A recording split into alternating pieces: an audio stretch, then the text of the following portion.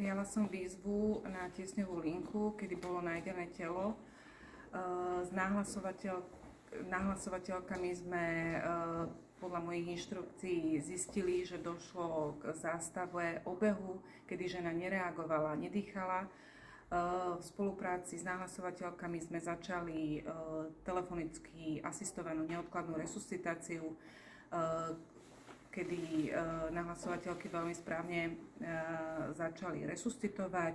Súčinne moja kolegyňa vyslala na dispečerskom pulte, aktivovala mestských policajtov, ktorí do pár minút boli na adrese s prístrojom AED a vlastne po inštrukcii a výzvy, či sú samostatní pracovať s AEDčkom, povedali áno, začali a pokračovali v resuscitácii do príchodu našej posádky.